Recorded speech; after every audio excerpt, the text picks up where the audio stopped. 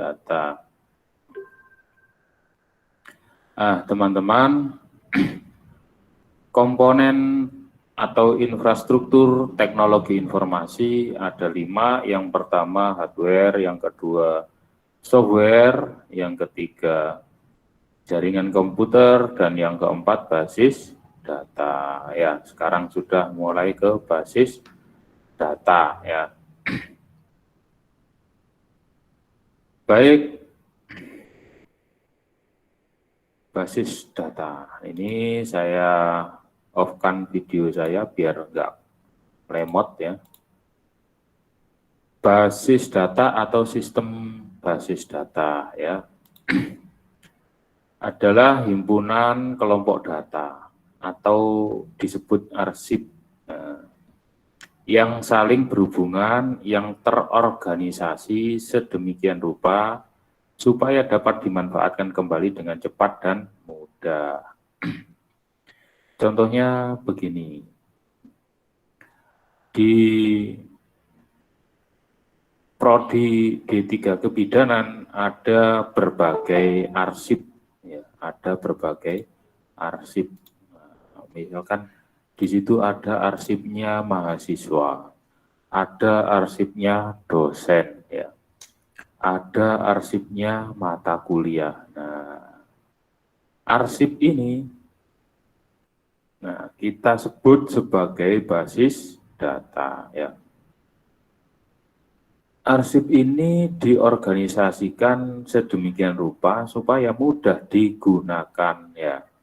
Misalkan contoh teman-teman semester 5 mengambil mata kuliah apa saja. Nah, itu ada di program studi, arsipnya ada di program studi. Nah, seperti itu. Nah, itu terorganisasi dengan baik.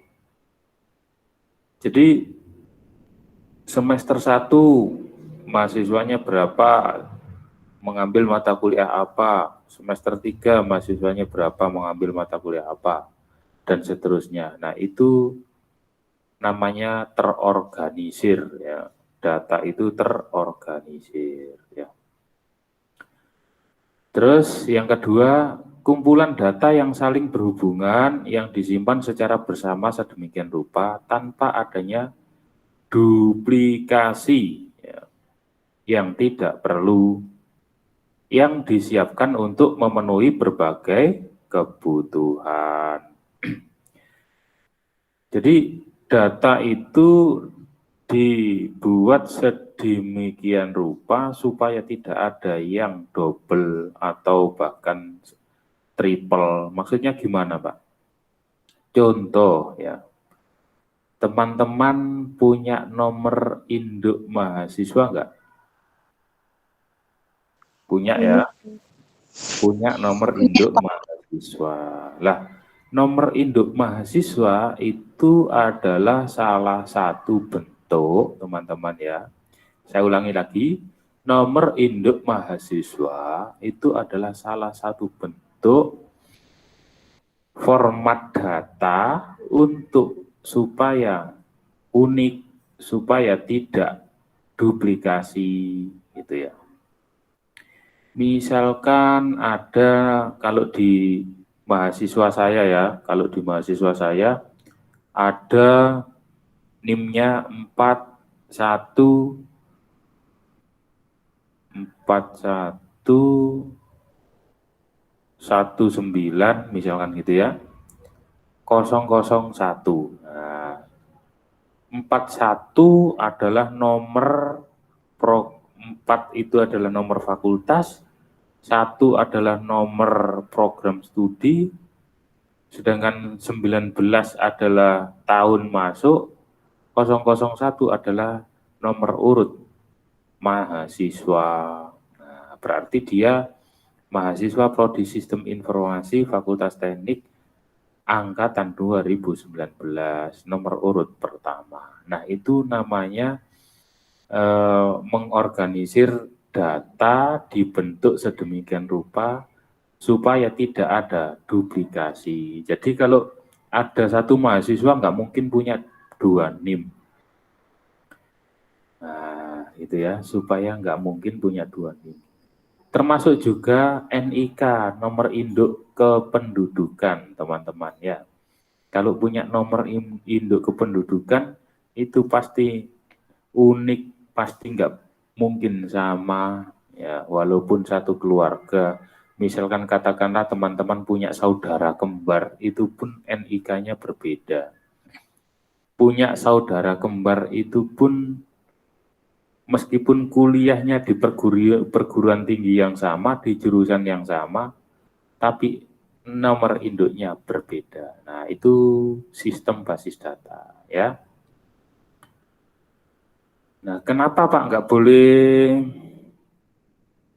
tidak boleh sama, Pak? Nah, supaya mudah untuk dibuat sistem, supaya mudah untuk dioperasikan, supaya tidak membingungkan, nah itu ya, supaya tidak mempersulit, nah itu ya. Nah, itu namanya sistem di komputer seperti itu ya, sistem di komputer seperti itu, harus unik. Kumpulan file, tabel, atau arsip yang saling berhubungan yang disimpan dalam media penyimpanan elektronis. Nah, itu basis data ya. Jadi data-data yang seperti tadi NIM, NIK itu ada di komputer, nah, yang terorganisir saling berhubungan. Gitu ya. NIM Anda berhubungan dengan mata kuliah, nanti mata kuliah berhubungan dengan dosen, nanti mata kuliah juga berhubungan dengan nilai. Nah, itu namanya hubungan ya. Di dalam basis data sudah lazim seperti itu, sudah biasa disebut hubungan. Nah, makanya di atas disebut himpunan kelompok data. Nah, itu komputer. Jadi infrastruktur teknologi informasi jika tidak ada basis data itu tidak bisa digunakan dengan baik ya. Terus operasi dasar basis data itu pembuatan basis data baru namanya create database. Nah, jadi database itu bisa dibuat, nah, ya berupa tabel gitu ya. Penghapusan basis data juga bisa dihapus, namanya drop database. Terus pembuatan tabel baru ke suatu basis data, namanya create tabel. Nah, jadi create tabel mahasiswa berarti membuat tabel mahasiswa. Isinya apa aja, misalkan tabel mahasiswa isinya NIM, nama, jenis kelamin, alamat, terus foto, terus email, nomor handphone, misalkan begitu ya. Tanggal lahir, nah itu tabel namanya ya. Penghapusan tabel dari suatu basis data, jika bisa dihapus, drop tabel namanya. Penambahan atau pengisian data baru ke sebuah tabel di sebuah basis data, namanya insert. Nah, misalkan insert nama mahasiswa Muhammad Masrur ya. Nah, insert Masrur to tabel mahasiswa, misalkan gitu ya. Insert, misalkan di sini ada namanya Linda to tabel mahasiswa, nah, gitu ya. Nah, itu operasi-operasi di dalam basis data. Terus mengambil data dari sebuah tabel, namanya retrieve atau search, mencari database, mencari tabel itu ya. Jadi saya bisa ketik nama teman-teman, atau saya mencari jadwal mata kuliah di sistem informasi akademik, SIAKAD. Nah, ketik jadwal mata kuliah, muncul, oh mata kuliah saya pada hari ini jam sekian. Ya. Terus juga bisa diubah, mengubah data dari sebuah tabel. Oh, data Masrur tadi ada yang kurang nih namanya, saya tambah. Update tabel mahasiswa, misalkan gitu ya, update tabel mahasiswa dalam kurung misalkan Muhammad Masur. Nah, misalkan gitu, misalkan ya. Nah, jadi mengubah nama Masrur tadi menjadi Muhammad Masrur. Nah, itu bisa. Namanya mengubah. Terus menghapus data dari sebuah tabel namanya delete. Nah, seperti perintah-perintah operasi komputer pada operasi aplikasi-aplikasi yang biasa kita gunakan ya. Insert, update, delete, nah seperti itu. Nah, itu operasi dasar basis data, Mbak. Jadi misalkan siakat, nah saya coba mana ya? Siakat unit dosen dot siakat .uniddu.ac.id. Nah, seperti ini tidak bisa kita gunakan, Mbak, kalau tidak ada basis data. Ya, contoh apa lagi? Aplikasi kesehatan, ya, halodoc.com, ya, contoh ya, halodoc.com. Nah, ini adalah sistem informasi atau aplikasi untuk kesehatan, Mbak, ya. Nah, kalau saya klik pesan obat, maka ini akan muncul dari basis data obat, Mbak, atau dari tabel obat. Nah, misalkan saya mencari obat di sini. Nah, maka ini dari tabel obat. Kok bisa muncul seperti ini? Bisa. Nah, ini disimpannya di basis data. Namanya basis data atau tabel obat. Ya, klik. Kalau saya ke toko kesehatan, nah, toko kesehatan, banyak sekali. Nah, seperti ini ya. Seperti ini. Nah, ini namanya eh, dihasilkan dari basis data ya. Kembali lagi ke obat-obatan ya. Nah, ini ya, selain Halodoc apa saja? Nah, misalkan gugus COVID ya, gugus COVID. Nah, ini gugus COVID-19. Oh, sorry, UMS.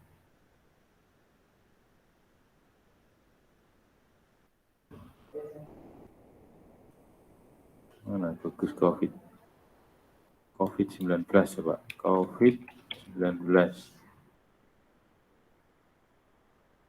Apa sudah dihapus ya ini ya, websitenya ya? Oh, ini covid19.go.id.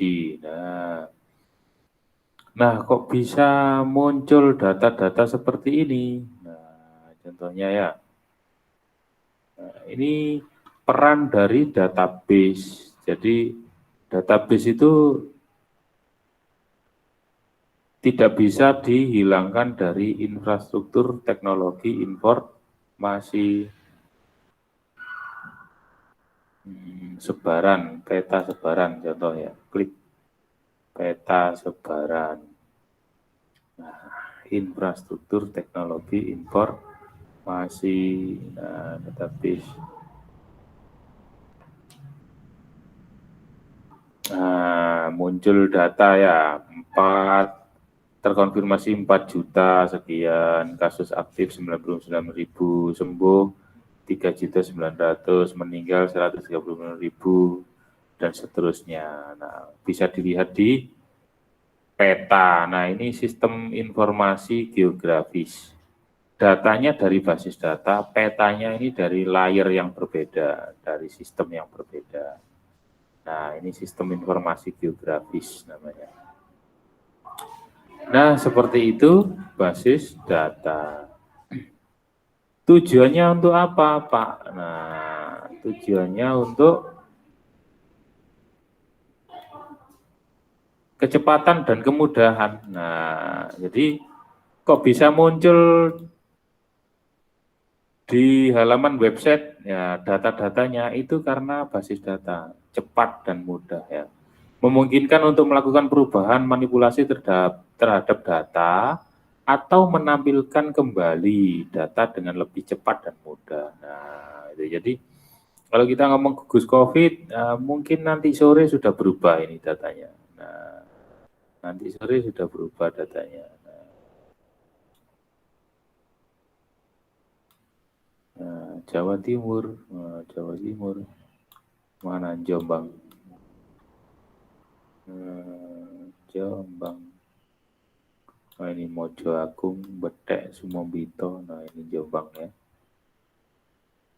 Nah, kok bisa Pak dibuka seperti ini ya? Ini karena basis data ya. Nah, begitu. Bisa diupdate dengan cara real time, maka data itu berubah sewaktu-waktu ya. Efisiensi ruang penyimpanan atau space ya. Ruang penyimpanan space.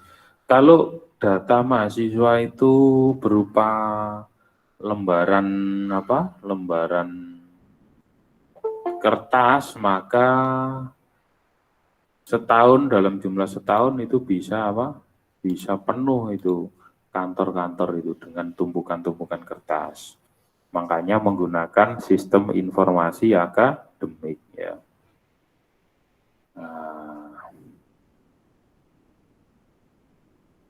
Efisiensi optimalisasi penggunaan ruang penyimpanan dengan melakukan penekanan menghilangkan redundansi data. Redundansi itu tadi ya, data yang sama, data yang kembar, data yang duplikat, nah itu redundansi. Dan itu data itu nggak sehat. Nah, bisa dibilang nggak sehat kalau ada redundansi data ya. Nah, begitu ya.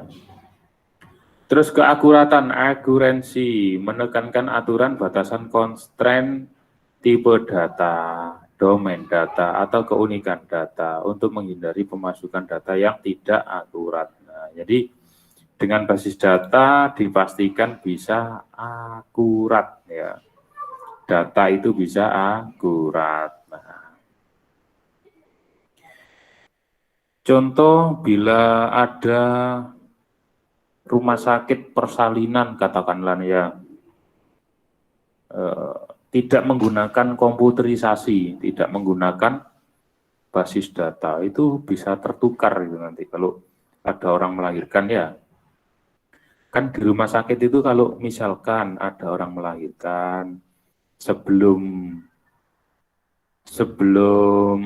dikasihkan ke orang tuanya kan diambil dulu ya, melahirkan diambilkan dulu, dibersihkan, mungkin ditaruh tempat khusus gitu ya, ditaruh tempat khusus kan supaya nggak lupa. Nah, perawat atau bidan-bidannya nggak lupa ini bayi A ini anaknya siapa, bayi B anaknya siapa, kan banyak ya itu bayi ya di rumah sakit ya. Nah, maka dengan cara apa supaya anak-anak tersebut, bayi-bayi tersebut itu tidak lupa kalau atau tidak tertukar. Nah, caranya bagaimana? Caranya di data ya, di data. Caranya ketika anak lahir itu didata dulu. Dengan ibu ini melahirkan jam sekian, anaknya perempuan bla bla bla bla misalkan begitu ya. Bahkan lebih detail lagi tanggal sekian, terus jam, detik atau menit kesekian gitu kan. Nah, terus nanti bidan yang menangani siapa, terus ditaruh di tempat mana, lah itu terdata semua. Nah, kalau tidak dengan data, maka bahaya, bisa tertukar bayi-bayi tersebut ya. Nah, loh anakku mosok iki ngono. Biyen apa jenenge? Prosoku yo. Nah, misalnya gitu, ada kesalahan-kesalahan, jangan sampai seperti itu. Nah, itu manfaat atau tujuan basis data ya, Mbak ya. Ini penting, bidan-bidan ini harus belajar basis data ya.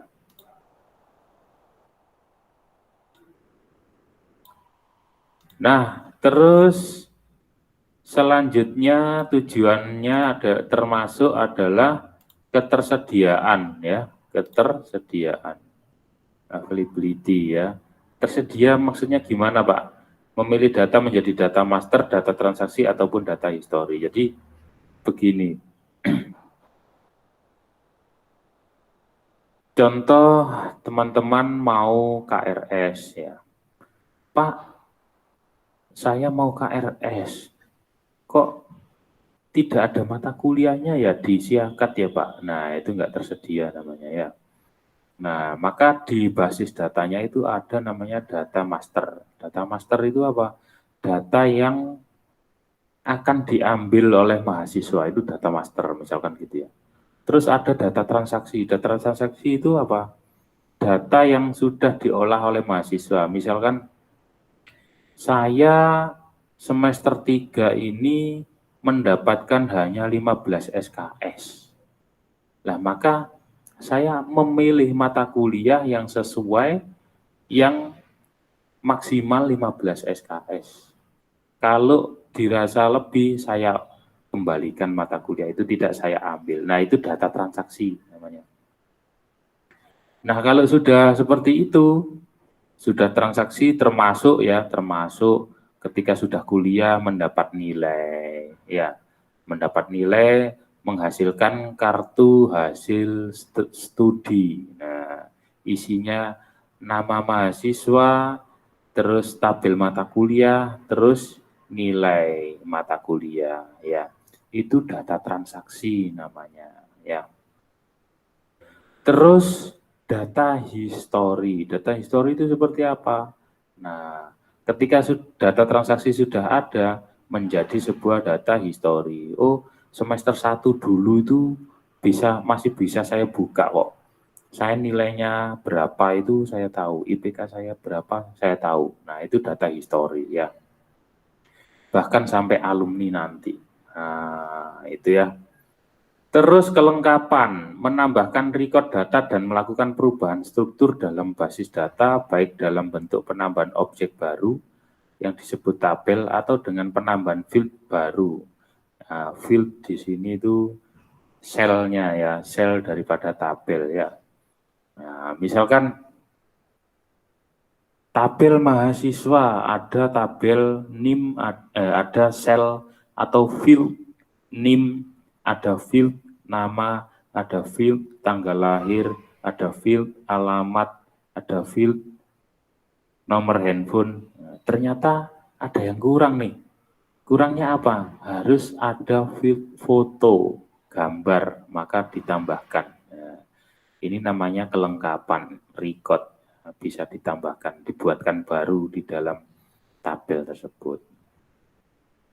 Terus keamanan ya, basis data itu juga menyangkut tentang keamanan. Melakukan pengaturan hak akses terhadap basis data beserta objek di dalamnya dan menentukan operasi-operasi apa saja yang boleh dilakukan, gitu ya. Nah, seperti itu. Jadi hak akses saya sebagai dosen itu tidak bisa KRS, hanya bisa memberikan absensi kepada mahasiswa, hanya bisa memberikan nilai kepada mahasiswa, hanya bisa memberikan validasi kepada mahasiswa. Itu namanya hak akses keamanan ya. Begitu juga mahasiswa. Mahasiswa itu hanya bisa KRS, tidak bisa menentukan siapa dosen saya, nggak bisa. Oh, saya memilih dosen selain Pak Masrur saja, nggak bisa ya. Saya mengambil mata kuliah ke TIK, tapi hanya itu mahasiswa bisanya. Nah, yang bisa ngeplot seperti itu siapa? Kaprodi ya. Kaprodi memberikan mata kuliah yang akan diambil oleh mahasiswa. Kaprodi memberikan dosen pengampu mata kuliah yang akan disebar. Kaprodi membuat jadwal. Nah, itu semua namanya hak akses atau di sini disebut keamanan, security. Nah, itu ya. Jadi nggak boleh basis data itu bisa dibuka oleh siapa saja yang bukan haknya. Terus yang selanjutnya kebersamaan pemakaian, shareability, pengguna data dalam satu basis data oleh berbagai pihak. Nah, master data tadi itu bisa dibuka oleh rektor, BAA, wakil rektor, kaprodi, dekan. Bisa dibuka tapi tadi sesuai dengan levelnya. Basis datanya itu bisa dibuka gitu ya. Operasi dasar basis data menghilangkan redundansi data dapat dilakukan dengan yang pertama menerapkan sejumlah pengkodean. Lah, kenapa sih Pak harus ada NIM gitu ya? Kalau saya jadi mahasiswa baru, kenapa saya harus mengambil nomor induk mahasiswa di BAA? Nah, itu namanya operasi basis data, menerapkan sejumlah pengkodean. Kode tadi, nah misalkan kalau yang saya hafal itu di Prodi Sistem Informasi ya. Kalau di Prodi Sistem Informasi Fakultas Sains dan Teknologi itu kodenya adalah 4, 1, terus misalkan 20, nah, 001. Kode 4 adalah fakultas, kode 1 adalah Prodi Sistem Informasi, terus 20 adalah kode tahun dan 001 adalah kode nomor urut mahasiswa. Nah, di teman-teman juga begitu. Nah, kenapa Pak? Ya karena supaya bisa dioperasikan oleh basis data, oleh Siakat. Dan juga bisa diakui sebagai mahasiswa Universitas Pesantren Tinggi Darul Ulum. Nah, itu basis data ya. Selanjutnya, membuat relasi-relasi antar kelompok data yang saling berhubungan. Nah, dengan kode-kode itu, maka bisa berelasi. Relasi itu apa? Hubungan. Nah, contohnya apa, Pak? Ada kode mahasiswa, ada kode mata kuliah. Lah, mata kuliah sedemikian banyaknya, ada nggak yang kodenya sama? Nah, kan nggak ada. Kalau ada mata kuliah kodenya sama itu bahaya, nggak sehat. Itu namanya redundansi. Nah, kalau ada redundansi itu yang disalahkan kaprodinya. Loh, kaprodi ini kok ada mata kuliah yang kodenya sama, tolong diganti. Nah, gitu ya. Dari atasan itu seperti itu. Nah, ini fungsinya.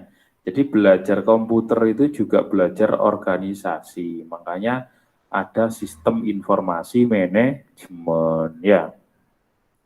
Nah, teman-teman kalau nanti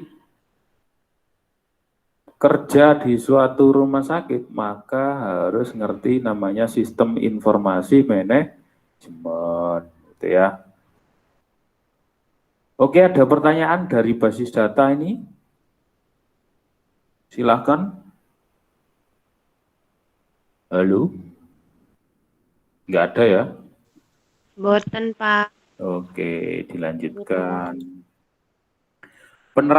Penerapan basis data ya, ada di kepegawaian, pergudangan. Pergudangan ini contohnya apa? Contohnya teman-teman kalau tahu Indomaret, Alfamart ya, itu yang teman-teman tahu itu tokonya ya. Tokonya kita masuk ngambil barang terus ke kasir, tahunya itu. Padahal di belakangnya itu ada gudang. Terus di suatu daerah itu juga pasti ada gudang. Kalau di Jombang ini ya, tahu Jogoloyo, nah, timurnya Peterongan itu ada gudang Indomaret besar sekali kayak pabrik, saking besarnya kayak pabrik ya. Lahannya hektaran. Nah, itu gudang.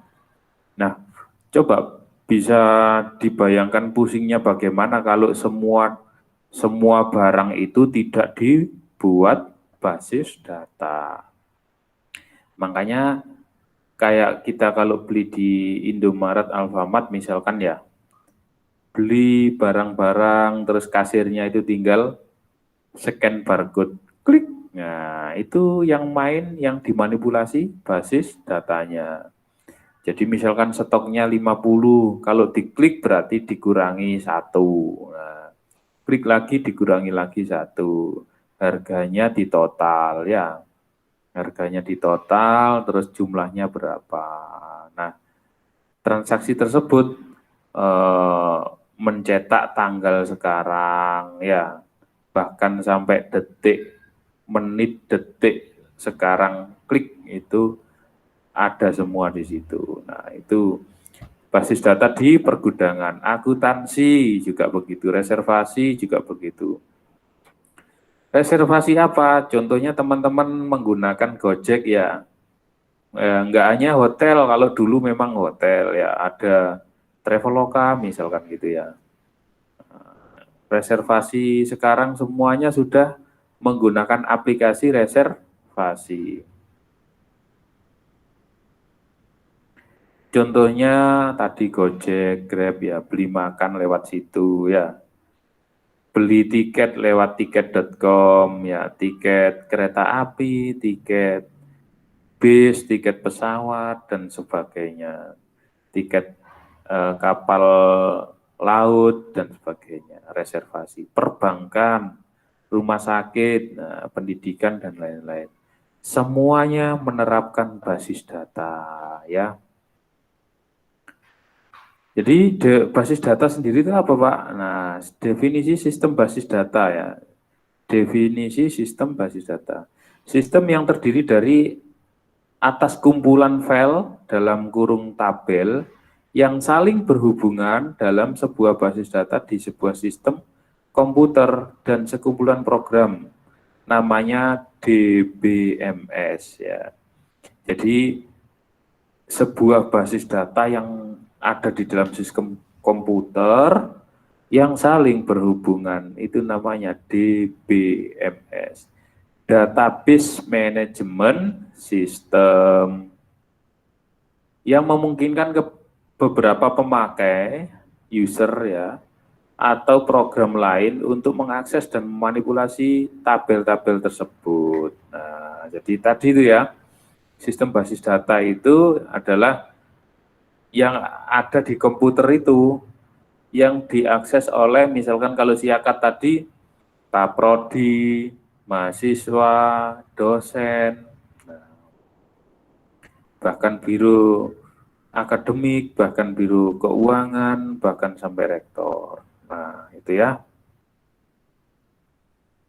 Sistem basis data adalah kumpulan sistem yang terdiri atas basis data dengan pemakai yang menggunakan basis data secara bersama-sama. Nah, ini definisi selanjutnya ya. Personil-personil yang merancang dan mengolah basis data, teknik-teknik untuk merancang, mengolah basis data, serta sistem komputer yang mendukungnya. Ini definisi yang hampir sama ya. Komponennya ada hardware, kan sistem itu nggak bisa jalan kalau nggak ada hardware ya. Terus ada sistem operasi kayak Windows ini. Terus ada aplikasi basis data ya. Nah, aplikasi basis data ada di sini. Saya pasti kalau di Office itu pasti ada ya, namanya Microsoft Access ya. Kalau Excel itu bukan, Pak. Excel itu beda. Itu bisa dibuat basis data, tapi bukan aplikasi khusus, itu umum ya. Excel itu umum masih, tidak khusus. Ntar ya, tak carikan dulu. Aduh, mana ya, Microsoft Office. Microsoft Access 2010. Nah, ini salah satu contoh sistem basis data. Nah, ini ada namanya database 2. Nah, gitu ya. Kalau saya create misalkan, nah maka ini membuat database ini. Nah, tabel, di kirinya tabel. Ini tabel, saya membuat feed, name, nama, dan sebagainya. Nah, ini database khusus dari Microsoft. Nah, kayak gitu ya. Nah, contoh saja itu ya. Terus aplikasi pengolah basis data. Nah, ada berbasis web. Nah, kayak ini tadi. Nah, ini berbasis web. Terus berbasis Android itu aplikasinya ya.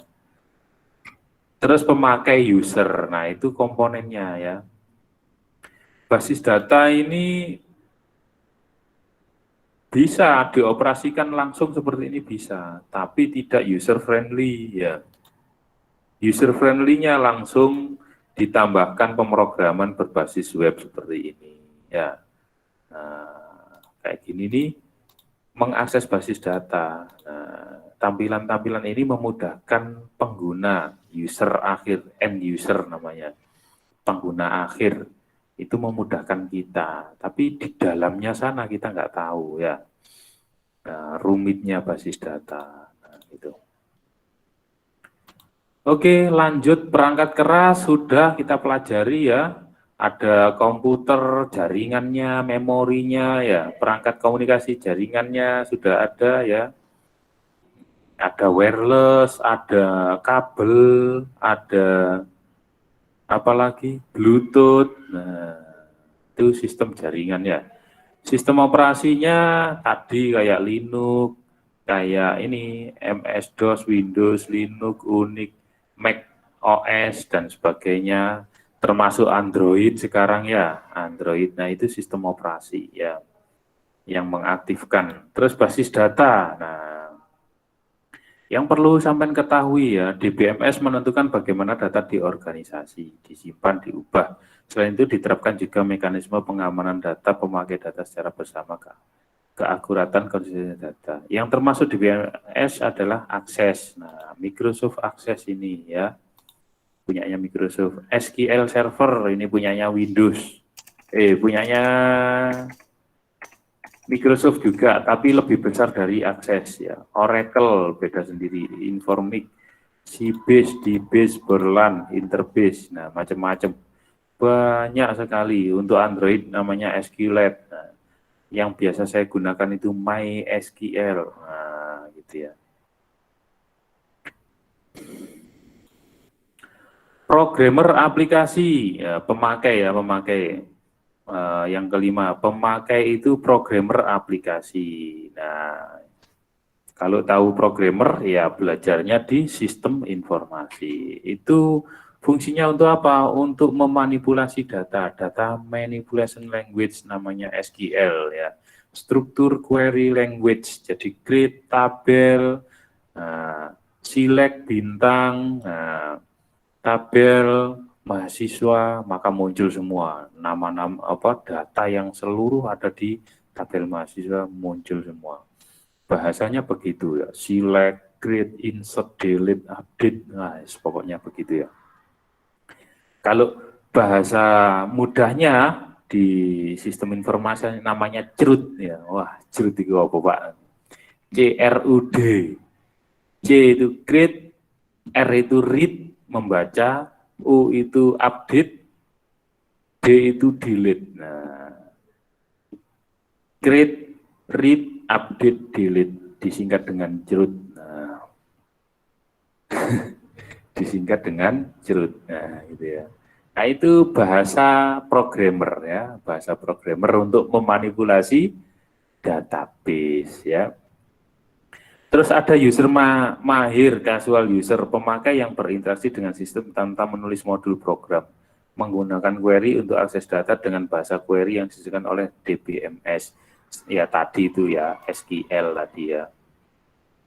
User umum, nah ini disebut end user yang saya sebut tadi ya, end user. Nah, pemakai akhir, jadi kayak teman-teman membuka siakat seperti ini tadi, ini namanya end user. Saya membuka siakat, ini namanya end user. Jadi pengguna akhir. Nah, pengguna akhir itu tahunya ya mengoperasikan komputer gitu aja ya. Tahunya mengoperasikan aplikasi. Nggak perlu tahu bagaimana cara membuatnya. Nah, ya. Terus D, user khusus, spesialis user, pemakai yang menuliskan aplikasi basis data untuk keperluan-keperluan khusus, contohnya untuk aplikasi artificial intelligence, sistem pakar, CADS, computer aided design system, pengolahan citra dan lain-lain. Nah, ini namanya expert system ya, expert system. Nah, ini orang-orang yang ahli di bidang sistem informasi, data science, matematika, program studi matematika itu ya, itu diklasifikasikan di spesialis user ini. Artificial intelligence itu orang khusus ya, orang khusus, user khusus. Tidak sembarangan orang bisa membuat artificial intelligence, expert system dan sebagainya. Ini pengolahan citra ya. Contohnya Pak, ya paling mudah ini peta COVID ini. Nah, ini kok bisa ya? Nah, ini saya kecilkan loh, saya besarkan bisa loh, saya kecilkan lagi bisa loh. Loh, nah ini pengolahan citra ya. Loh, saya Indonesia loh, ya dikecilkan, dibesarkan. Nah, seperti ini. Nah, dilihat datanya. Nah, ini pengolahan citra ya, Google Map itu ya. Itu user khusus namanya. Terus pemakai user umum ya. Pemakai tidak berpengalaman berinteraksi dengan sistem tanpa menulis program, di mana tinggal menjalankan suatu aplikasi yang tersedia. Oke, sampai di sini ada pertanyaan sebelum dilanjut. Tinggal 3 slide lagi. Ada pertanyaan? Nggak ada, Pak. Nggak ada. Insya Allah mudah ya. Insya Allah mudah ya. Teori tok, kok teori tok Pak? Ya. Sebenarnya kalau pengen praktek ya bisa ketemu dalam satu kelas, enak nanti prakteknya. Kalau seperti ini susah prakteknya ya. Karena tidak ada pengawasan dari dosen ke mahasiswa ya. Bahasa DBMS. Nah, bahasa basis data dikelompokkan menjadi 2 insya Allah ya. Nah, ini 1, 2-nya mana ya? Nah, jadi untuk memanipulasi database itu ada 2 bahasa. Yang pertama ada data definition language, yakni membuat struktur ya, struktur atau skema basis data yang menggambarkan mewakili desain basis data secara keseluruhan. Jadi bahasa pertama adalah bahasa mendefinisikan. Definisi dari apa yang akan dibuat begitu maksudnya ya, bukan definisi database adalah bukan. Maksudnya begini. Kalau saya membuat database Yakat, kira-kira apa saja di dalamnya? Nah, itu namanya mendefinisikan database. Sistem informasi akademik. Di dalamnya ada yang pertama mata kuliah. Terus yang kedua adalah mahasiswa. Nah, tabel mahasiswa. Nah, terus yang ketiga tabel dosen. Nah, terus hubungannya apa tiga-tiganya itu? Mahasiswa mengambil mata kuliah diampu oleh dosen. Nah, itu namanya mendefinisikan basis data ya. Coba sampean mahasiswa, dianggap mahasiswa. Terus saya dianggap sebagai dosen ya. Tapi apakah disebut kuliah kalau tidak ada mata kuliah? Halo? Ada mahasiswa, ketemu dosennya, terus tidak ada mata kuliahnya. Apakah disebut kuliah? Tidak ya. Kalau ada dosen ketemu mahasiswanya, disebut kuliah kalau di situ membahas tentang satu mata kuliah. Nah, itu namanya mendefinisikan database. Paham ya? Dapat digunakan untuk membuat tabel baru, mengubah tabel, menentukan struktur, menyimpan tabel. Hasil kompilasi perintah DDL adalah kumpulan tabel yang disimpan dalam file khusus, namanya data dictionary ya, kamus data ya. Terus Pak, kalau dari 3 tabel tadi kan harus ada nilai Pak. Kira-kira ditambahkan bisa nggak Pak? Oh bisa. Dari pertemuan 3 tabel tadi, mahasiswa, mata kuliah, dosen, ya kan? itu hasilnya kan nilai, Pak. Nah, maka dibuatlah tabel nilai. Nah, gitu ya. Tabel KRS, tabel KHS. Fungsinya untuk apa? Jadi dari 3 tadi itu create lagi membuat tabel KRS dan tabel KHS. Fungsinya untuk diambil mata kuliahnya dan juga menghasilkan nilai. Nah, begitu. Data manipulation language. Nah, ini yang kedua ini. Wah, keliru ini. Sebentar saya ketiknya ya. Gimana ini caranya ya? Tik. Nah, ini yang kedua. Tik. Kalau tadi data definition language, sekarang data manipulation language. Fungsinya untuk apa, Pak? Ya, tadi itu CRUD itu ya. Create, read, update, delete itu namanya data manipulation language. Itu ya. Nah, mengubah data. Teman-teman misalkan itu tadi ya, Pak, saya KRS-nya salah, Pak. Mau saya ganti lah. Itu namanya data manipulation language. Ya, gampang sebetulnya. Ya, gitu penerapannya gitu-gitu aja. Bahasa ada 2 jenis data manipulation language. Yang pertama, prosedural mensyaratkan agar pemakai menentukan data yang diinginkan serta bagaimana cara mendapatkannya. Prosedural ya. Non prosedural membuat pemakai dapat menentukan data apa yang diinginkan tanpa menyebutkan bagaimana mendapatkannya. Nah, gitu. Oke, habis. Kira-kira ini sudah 1 jam. Ada pertanyaan?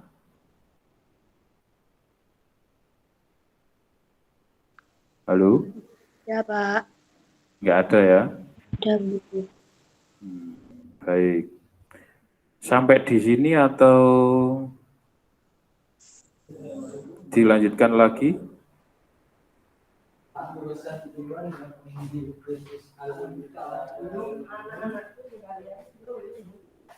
Halo?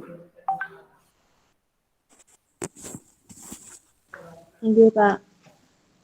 Ya. Kalau ada pertanyaan silakan. Kalau nggak ada, bisa boleh saya lanjutkan atau terserah mau sampai di sini juga boleh.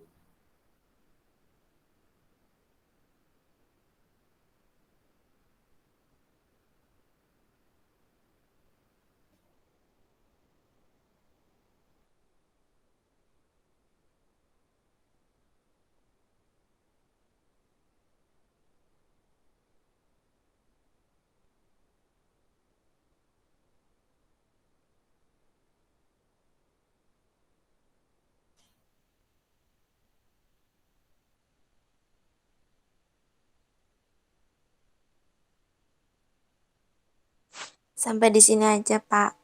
Oke, sampai di sini saja ya. Ini nanti saya kirim di Classroom ya. Oke, Pak. Nih. Oke, Nah, Pak. jadi mungkin sedikit dari saya, kalau kita ngomong database di rumah sakit itu semuanya menggunakan database sudah. Jadi kalau kerja di rumah sakit ya minimal sudah tahu teori database-nya. Besok kalau mau praktek ya kapan-kapan kalau kepingin bisa offline itu enak sebetulnya ya, praktek sedikit-sedikit tentang membuat database gitu, mengisikan data dan sebagainya. Nah tentu tadi kembali ke rumah sakit kalau bekerja nanti insya Allah ya ketemu data-data pasien ya, data pasien. Jadi kenapa sih kalau orang sakit itu harus di data, apalagi rawat jalan ya, rawat jalan itu kan tanggal sekian didata, besoknya lagi kembali didata lagi. Nah, supaya data-data tersebut bisa bercerita tentang kesembuhan pasien, tentang atau kalau minimal teman-teman mau praktek tentang ibu hamil ya, mulai dari bulan pertama sampai mau melahirkan itu kan ada riwayatnya. Nah, sekarang yang paling utama di kebidanan itu adalah belajar membuat database untuk record itu apa? Mencatat ibu hamil. Nah, itu penting sekali ya. Nah, yang belum ada, contohnya tadi kan ada Halodoc, ada Gugus Covid, ada Halodoc, Halodokter, macam-macam ya. Ada kayak semacam apa? Peduli Lindungi. Nah, yang belum ada itu kan untuk ibu-ibu hamil ya, aplikasi ibu-ibu hamil. Nah, itu dari dulu tuh saya kepikiran gitu. Maksudnya gini, kalau tuh orang-orang kebidanan itu misalkan punya ide untuk proposal sebuah sistem tentang ibu-ibu hamil, wah bisa ditracer. Teman-teman kalau mau nyari ibu hamil enak ya, lewat aplikasi Bumil gitu ya, aplikasi Bumil. Mungkin di Peterongan ini berapa orang yang hamil, ketahuan di aplikasi ya. Nah, enak itu ya. Tapi sayang belum ada. Kalau ada itu jadi nomor 1. Kalau ada di Unibdum buat seperti itu ya. Baik, itu saja, semoga bermanfaat. Ini nanti saya kirim ke Google apa? Classroom ya. Nah, ini saya foto dulu sebentar, jangan ada yang keluar. Saya foto dulu.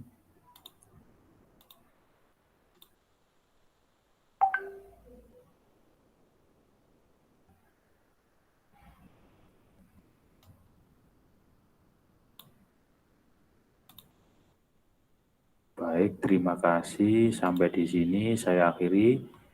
Assalamualaikum warahmatullahi wabarakatuh. Waalaikumsalam warahmatullahi wabarakatuh. Wabarakatuh.